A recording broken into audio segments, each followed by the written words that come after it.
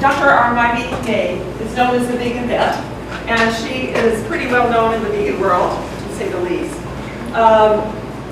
I have heard her speak at Toastmasters in West LA, where they have the vegan Toastmasters, and she's the president, correct, of that.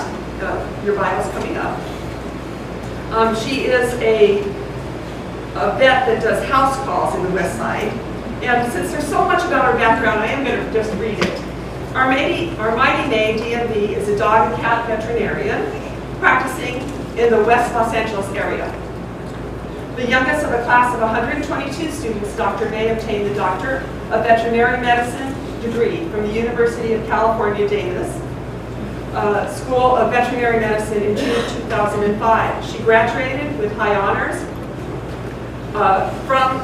with a Bachelor of Science degree in Bioresource Sciences in May 2001. While an undergraduate student at UC Berkeley, she became a vegan and animal activist, an active officer in Cal Vegetarians, a student vegetarian advocacy group. Dr. May helped campaign for improved vegan options in the dorm cafeterias and produced several vegan food giveaways. Pretty good.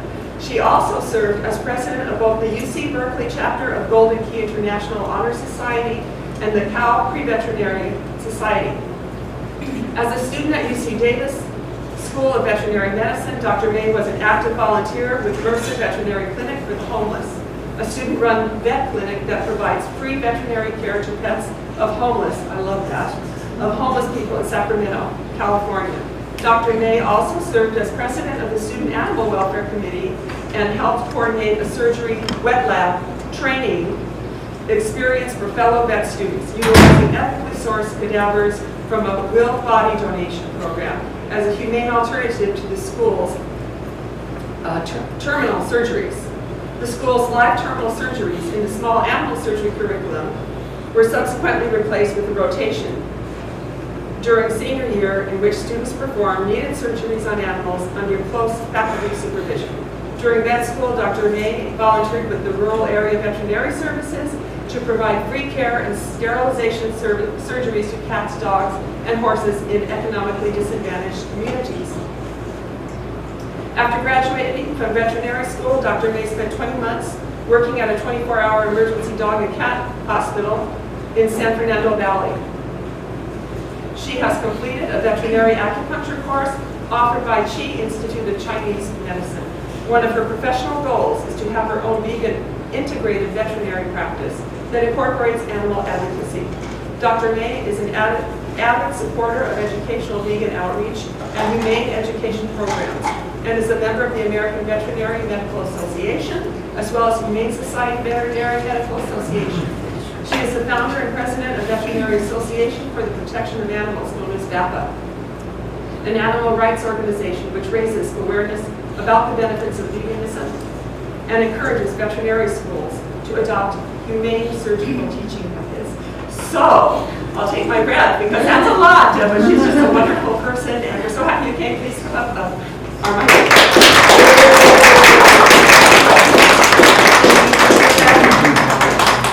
Thank you all for being here. It's really great to celebrate this momentous occasion with all of you and celebrate the importance of veganism and plant-based eating. This lifestyle is taking off. It's so clearly what we need in this world for a variety of reasons. How many of you consider yourselves planet protectors? Wanting to save the planet from destruction? Well, I am too. In fact, my name actually, Armaiti, comes from my religion, Zoroastrianism, and it's in charge of looking after the earth and the planet. So that's one of my callings in life, and take care of the creatures on it. And it turns out that animal agriculture is the biggest contributor to climate change, more so than all of the cars, planes, trains, and boats combined. So a meat eater riding a bicycle actually has a bigger carbon footprint than a vegan driving a Hummer. You can believe that. It's kind of shocking because you don't hear about that on mainstream media very much, because the animal agriculture industry is very powerful in controlling what we hear. Even seeing a video of what happens to an animal in a slaughterhouse is very difficult to see on regular television, or even if you search online, sometimes they'll take videos down, and they actually have criminalized videotaping what happens in factory farms and slaughterhouses in certain states. They're called gag laws, and they actually have made it harder for this video footage to be obtained than it would be otherwise. But that goes to show that they have something they're trying to hide. If everything was fine and dandy, there shouldn't be any problem having a video camera in these facilities. So I definitely give my regards and admiration to all those undercover investigators who are doing a tremendous job under extremely difficult circumstances, documenting what happens to these animals. And I've seen some pretty bad things. I don't want to ruin your dinner by going into the details of it, but it's really horrific what animals go through. The good news is that we can change that by not eating them and, of course, encouraging other people to do the same. And so, as important it is to be on a plant-based diet and share that lifestyle with others, it's also important to spread it and get other people on board with this. In addition to the climate change issue, we have 51% of the greenhouse gas emissions are produced by the livestock industry, and that's more than all of transportation combined. We also have water conservation issues at hand. It takes about 5,000 gallons of water to produce just 1 pound of grain-fed beef. And that's equivalent to like 6 months worth of showers. The rainforests are being decimated at a very alarming rate, where every second an entire acre of rainforest is being destroyed, and most of that is for cattle grazing. So that means we're losing important habitats for vital species, precious oxygen producing trees, life-saving medicines that could be lost because of an appetite for a food item, which we can get a plant-based version of quite easily. There are plant-based options available for all of everyone's favorite foods nowadays. As we can see tonight, we have an amazing array of plant-based collectibles, whether it's Beyond Meat, Gardein that makes fishless fillets along with chickenless chicken strips, and a variety of other plant-based meats. Anyone's craving can be satisfied from a plant-based source. Especially the cheeses nowadays are really phenomenal. Miyoko has a great line of cashew-based vegan cheeses. Heidi Ho has really good dips.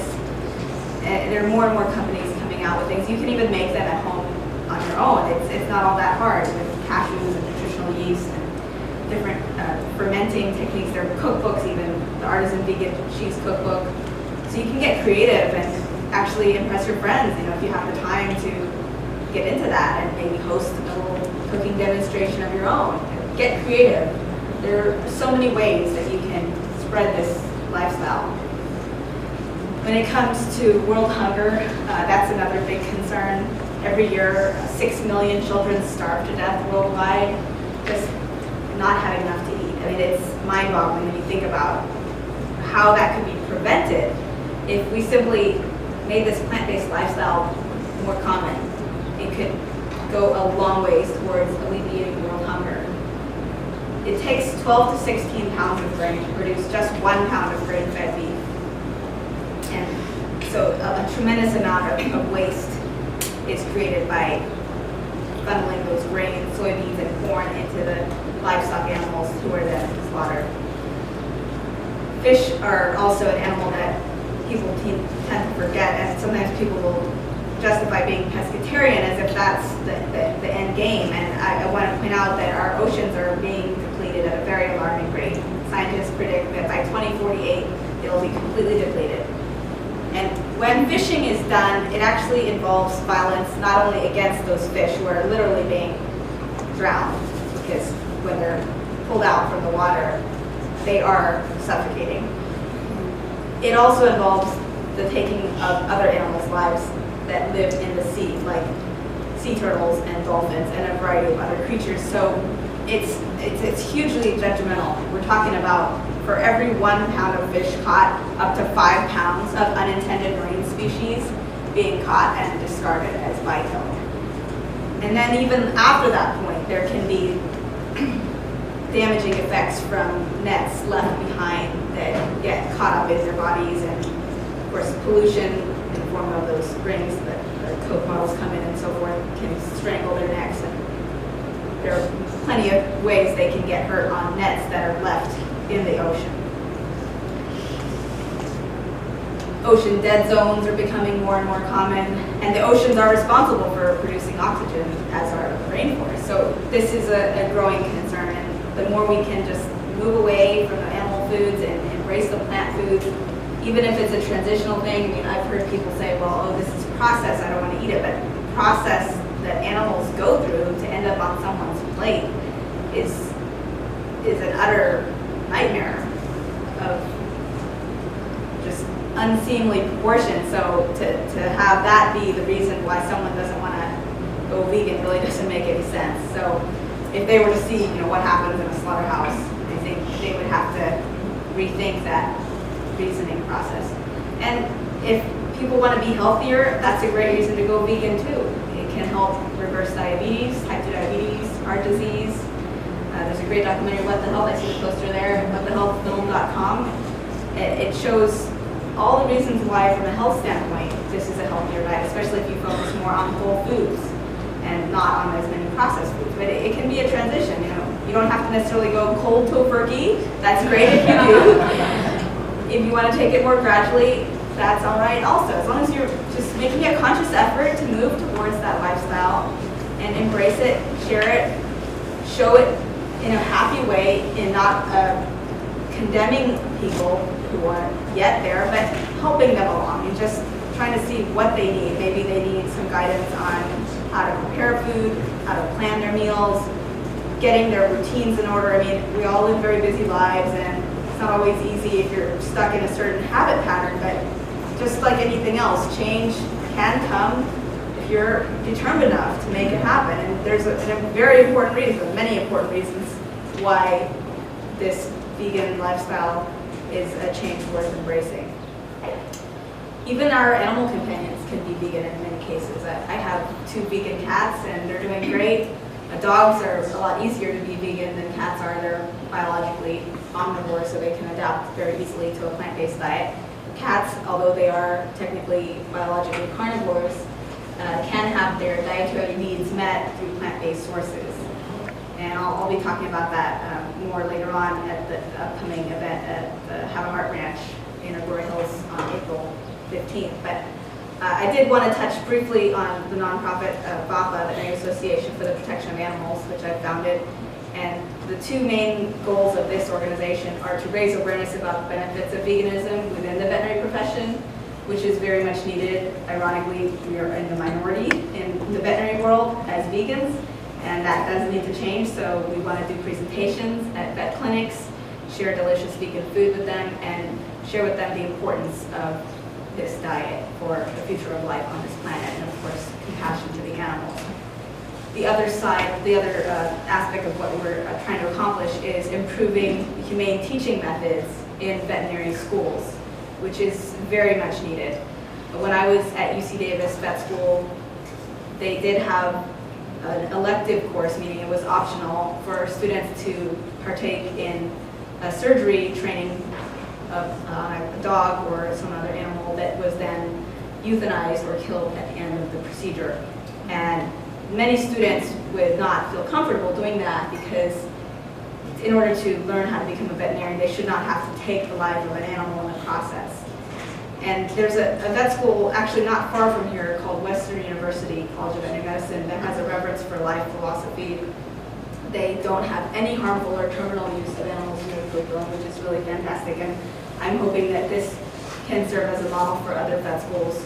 So when I do at-home euthanasias, for example, which is one of the things that I offer as a house call vet, when the time comes when an animal is sick and needs to be released from his or her body, is to offer that client the option of donating the animal's body to the vet school for vet students to learn, so they don't have to kill healthy animals in order to teach vet students anatomy. There are also programs where students can learn surgery through operating on animals that need surgeries with faculty supervision. And those can be win-win situations, and that's the ideal we're working towards for other vet schools to follow as well. So I encourage you to also check out our booth here in LA. We're going to have a booth at VegFest April 30th. And that'll be at Woodley Park in Lake Balboa. VegFestLA.com is the website. They'll have many different booths there. And it's a great way to learn more about veganism, sample some delicious food, hear some great speakers that are very inspiring, and just make vegan friends. I think that's an important part of this whole journey, is connecting with other people who are on this journey with you, and that will help you stick with the program, because there are some people who go vegan and then they don't have that support system in place, and they may not stay with it. And I think it's really important for you not to feel alone, because it's easy to feel that way sometimes when you're out there in the world and you're the only one at work or the only one in your family and you feel picked on or isolated. But there is a community of people out here who are supporting you and want you to succeed. And it's just a matter of connecting with those people and getting the support, coming to these potlucks, sharing recipes, continuing that effort. You know, it's the journey of 1,000 miles begins with that first step. So I congratulate all of you for being here tonight. It is a real heartwarming thing for me to see all of your faces and see that you are dedicated and motivated to continue this. So thank you very much.